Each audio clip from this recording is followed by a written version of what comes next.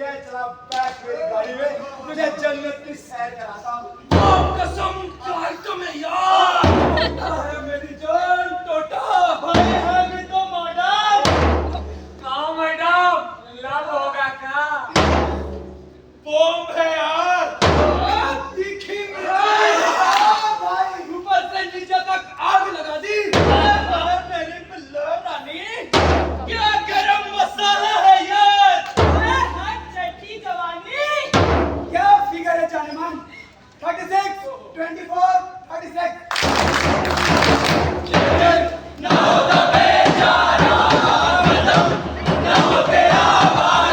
शर्म नहीं आती? खबर में पाँव लटके हैं और अपनी बेटी की उम्र की लड़की को छेड़ रहे हो।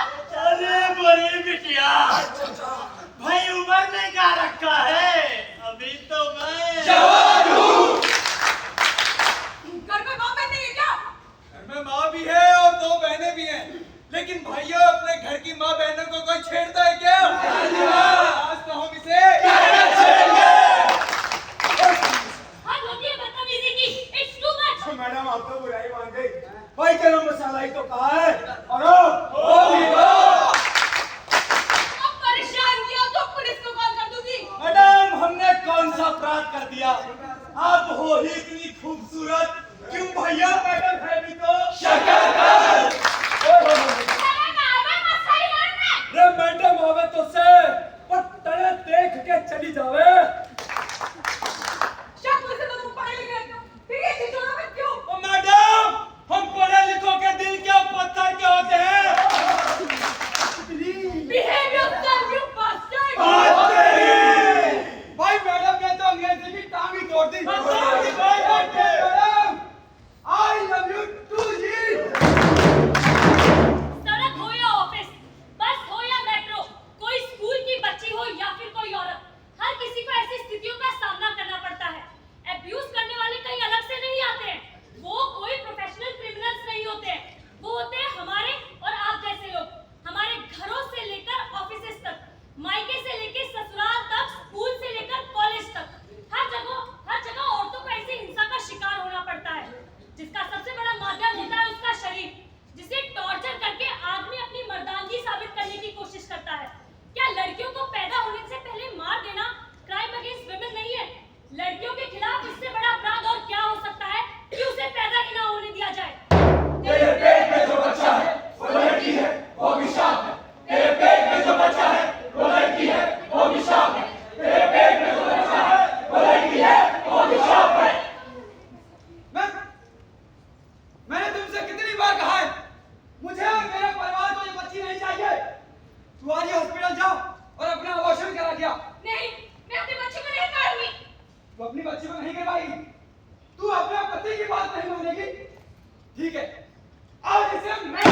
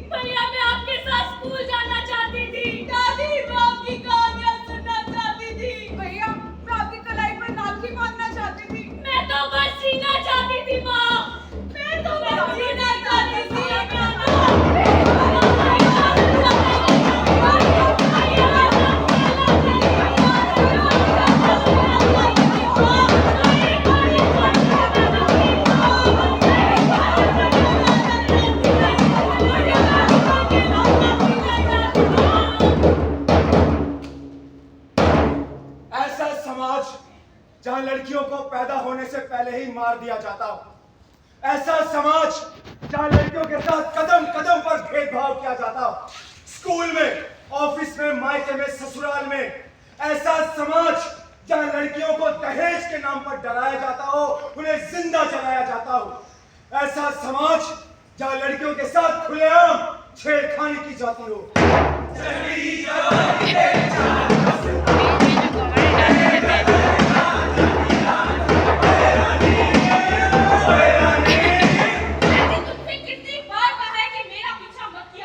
मैंने भी तो तुमसे कितनी बार कहा है कि तुम हो ही इतनी खूबसूरत कि मुझसे रहा नहीं जाता। देखो, मैंने तुम्हें कई बार इग्नोर किया और अब मेरी शादी होने वाली।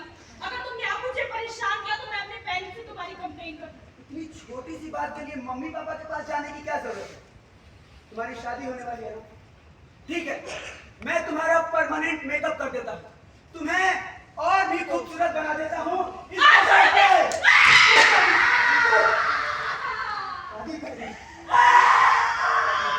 हमने कुछ नहीं देखा, हमने कुछ नहीं देखा, हमने कुछ नहीं देखा। जब भी कोई लड़की किसी लड़के का ऑफर एक्सेप्ट नहीं करती या फिर उससे बात नहीं करती, या फिर उस पर गोली मार दी जाती है या फिर उस पर तेजाब फेंक दिया जाता है। गोली मारना, तेजाब फेंकना, ब्लेड से काटना, पेट्रोल डालकर जिंदा जला देना हमारे देश में आम हो चुका है। देश के बड़े बड़े लोग कहते हैं कि लड़कियां अंधेरा होने के बाद घर से बाहर निकलेंगी तो छेड़खानी तो होगी, बलात्कार भी होगा। कुछ लोग तो ये भी कहते हैं कि लड़कियां छोटे कपड़े पहनती हैं, लड़कियां लड़कों को उकसाती हैं, इसलिए ये सब होता है। मैं आप लोगों से पूछता हूँ, उस 80 साल की बुढ़िया ने कौन से कम कपड़े पहने थे? 6 महीने की लड़की ने किसको उकसाया था जो उसके साथ बलात्कार हुआ? ऐसा क्यों है कि हम हर बार लड़कियों की अस्मिता पर इस सवाल उठाते हैं? घर के अंदर, मोहल्ले, गली में, बस में, मेट्रो में, मॉल में या फिर किसी भी पब्लिक प्लेस में जब भी किसी महिला के साथ यौन हिंसा हो रही होती है या फिर कोई लड़का किसी लड़की को छेड़ रहा होता है या उससे मजे लेने की कोशिश कर रहा होता है, तो हम सब अपनी आंखें क्यों फेर लेते हैं? हम किसी लड़की या औरत पर कमेंट पास करने से पहले ये क्यों नहीं सोचते कि हमारे इस तरह के व्यवहार से, बदतमीजी से उनके दिल और दिमाग पर क्या गुजरती होगी? क्या कभी किसी छेड़ने वाले ने सोचा कि उसका 1 मिनट का मनोरंजन किसी लड़की को इमोशनली और फिजिकली कितना मजबूर कर देता है? एक बार, सिर्फ एक बार खुद को हम लड़कियों की जगह पर रखकर देखें, पता चल जाएगा कुछ ना कर पाने की कसक क्या होती है। हम लड़कियों को फ्रीडम ऑफ स्पेस और फ्रीडम ऑफ मूवमेंट तक देने को तैयार नहीं है। आखिर क्यों? एक बार सोचिए, आदमियों के इस तरह के व्यवहार से कितना टूटती, कितना सहमती और कितना डरती है लड़कियां।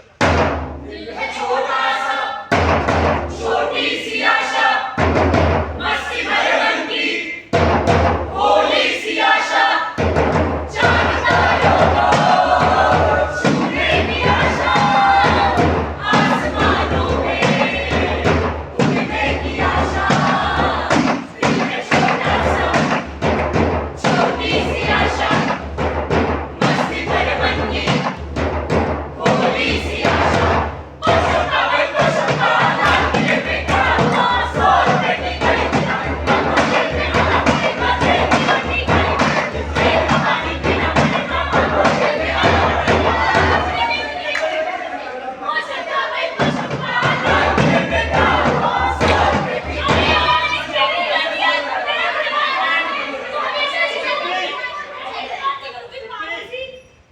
कब से तू पोशंपा खेल रही हो? मैं वहां खड़ा तेरा इंतजार कर रहा था। ये देख, मैं तेरे लिए क्या लाया। वाह भैया, चॉकलेट। हाँ, तुझे पसंद है ना? हाँ, पर ये तो छोटी वाली है। अच्छा, मैं नेक्स्ट टाइम में बहुत अच्छी वाली लाऊंगा, बड़ी वाली एकदम। ठीक है, ला, मैं तुझे इसे खिला देता हूँ अपने हाथ से। उड़ के चली, फूल ने कहा, आजा मेरे पास, तितली कहे चल हट बदमाश, तितली उड़ी, उड़ के चली, फूल ने कहा, आजा मेरे पास, तितली कहे चल हट बदमाश।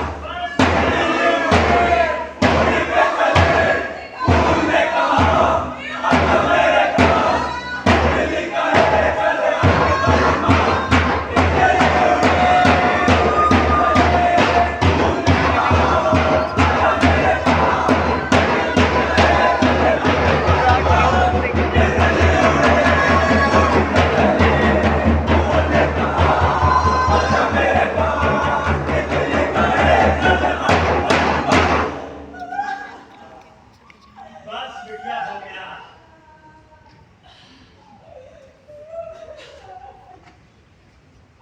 दिल्ली और एनसीआर में इस तरह की घटनाएं रोजाना घटती है। हम टीवी में देखते हैं, रेडियो पर सुनते हैं, अखबार में पढ़ते हैं और फिर भूल जाते हैं। सोचते हैं कि हमारे साथ तो ऐसा कभी कुछ हो ही नहीं सकता। लेकिन 2.5 साल की बच्ची से लेकर 90 साल की बूढ़ी औरत के साथ यौन हिंसा होती है। उसका जिम्मेदार कौन है? पुलिस, प्रशासन, सरकार या फिर हम और आप सब? सेकेंड वर्ल्ड वॉर की एक कविता है। वो मेरे शहर में आए, लोगों को मारने लगे, मैंने कुछ नहीं कहा। वो मेरे मोहल्ले में आए, मैं चुप रहा। जब वो मेरी गली में आए, मैंने आंखें बंद कर ली। पर जब वो मेरे घर आए तो मुझे बचाने वाला कोई नहीं। हमारी चुप्पी, हमारी उदासीनता ऐसे अपराधों को बढ़ावा देती है। जरूरत है आगे बढ़कर बोलने की, आवाज उठाने की, रिएक्ट करने की, एक्शन लेने की। यदि आपके आसपास स्कूल में, कॉलेज में कोई भी लड़की किसी भी लड़के के बारे में शिकायत करती है तो उसकी बात को सुने, न कि उसे नजरअंदाज कर दें। अगर आपकी बहन या दोस्त या कॉलेज में कोई भी लड़की किसी भी रिलेटिव या किसी भी पड़ोसी के बारे में कोई भी शिकायत करती है तो आप उसकी बात को सुने, ना कि उसे नजरअंदाज कर दें। फिजिकल अब्यूज करने वाले कोई प्रोफेशनल क्रिमिनल्स नहीं होते। वो कोई भी हो सकता है, हमारा दोस्त, पड़ोसी, रिश्तेदार, यहाँ तक कि हमारा खुद का भाई भी। अपराध सहना और अपराध को देखकर भी चुप रहना अपने आप में एक सामाजिक और कानूनी अपराध है। यदि आपके आसपास गली मोहल्ले में, बस में, मेट्रो में या किसी भी पब्लिक प्लेस पर जब भी किसी लड़की या महिला के साथ छेड़खानी, मारपीट, प्रताड़ना, घरेलू या यौन हिंसा होती है तो ये मत सोचिए कौन क्या करेगा या कौन क्या सोचेगा।